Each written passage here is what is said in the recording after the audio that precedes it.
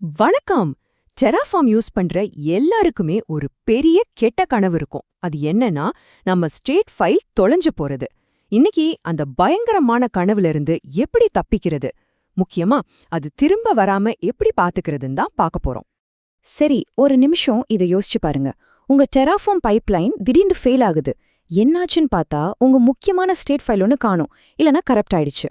அவ்வளோதான், உங்க மொத்த இன்ஃப்ராஸ்ட்ரக்சரும் உங்க கண்ட்ரோல்லே இல்ல. இப்ப என்ன பண்ணுவீங்க? இதுதான் நிஜமாவே ஒரு டெவலப்பருக்கு வர ரொம்ப பெரிய தலைவலி. முதல்ல இந்த ஸ்டேட் ஃபைல் ஏன் இவ்ளோ முக்கியம்னு புரிஞ்சுக்கலாம். ரொம்ப சிம்பிளா சொல்லணும்னா, இது உங்க முழு இன்ஃப்ராஸ்ட்ரக்சரோட ஒரு ப்ளூ பிரிண்ட் மாதிரி.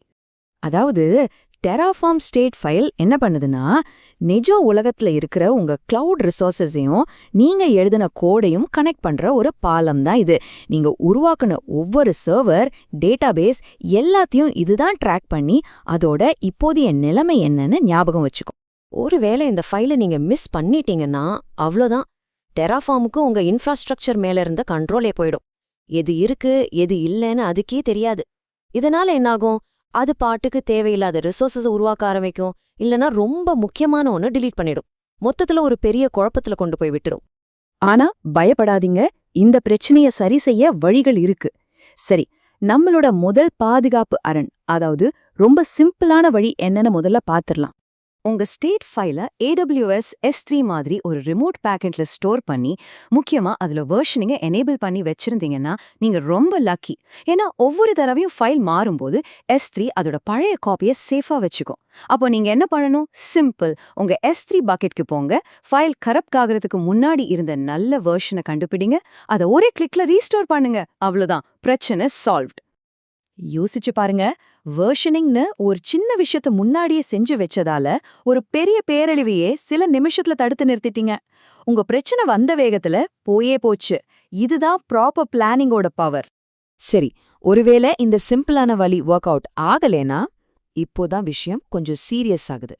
ஒருவேளை நீங்க S3 வெர்ஷனிங்க ஆன் பண்ணல, இல்ல உங்க ஸ்டேட் ஃபைல் மொத்தமாவே அழிஞ்சு போச்சுன்னா அப்போ என்ன பண்றது?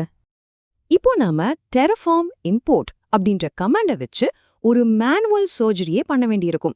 இது என்னன்னா, உங்க ஸ்டேட் ஃபைல திரும்பவும் முதல்ல இருந்து உருவாக்குற ஒரு process. Terraform import command use பண்ணி உங்க கிளவுட்ல இருக்கிற ஒவ்வொரு ரிசோர்ஸையும் நீங்க மேனுவலா டெராஃபார்ம்க்கு அறிமுகப்படுத்தணும். அதாவது, ஹே டெராஃபார்ம், இந்த சர்வர் இந்த கோடோடது, இந்த டேட்டாபேஸ் இந்த கான்ஃபிகரேஷனோடதுன்னு ஒன்னொன்னா நீங்களே சொல்லணும். இதுக்கு ரொம்ப நேரம் ஆகும், சின்ன தப்பு பண்ணா கூட பெரிய பிரச்சனை ஆயிடும். ஆனா வேற வழியே இல்லைன்னா இத பண்ணிதான் ஆகணும். இப்ப இந்த ரெண்டு வழிக்கும் உள்ள வித்தியாசத்தை பாருங்க. ஒரு பக்கம் S3 வெர்ஷனிங், இது ரொம்ப சிம்பிள், ஃபாஸ்ட், சேஃபும் கூட. ஜஸ்ட் சில கிளிக்ஸ்ல வேலை முடிஞ்சிரும். இன்னொரு பக்கம் டெராஃபார்ம் இம்போர்ட், இது ரொம்ப காம்ப்ளெக்ஸான மெதுவான ஒரு சர்ஜரி மாதிரி. தப்பு நடக்க வாய்ப்பு ரொம்பவே அதிகம். இதுல இருந்தே தெரியுது இல்லையா, வர்றதுக்கு முன்னாடி தடுக்கிறோம் தான் பெஸ்ட். ஓகே, இதுவரைக்கும் பிரச்சனை வந்தா எப்படி சரி பண்றதுன்னு பார்த்தோம்.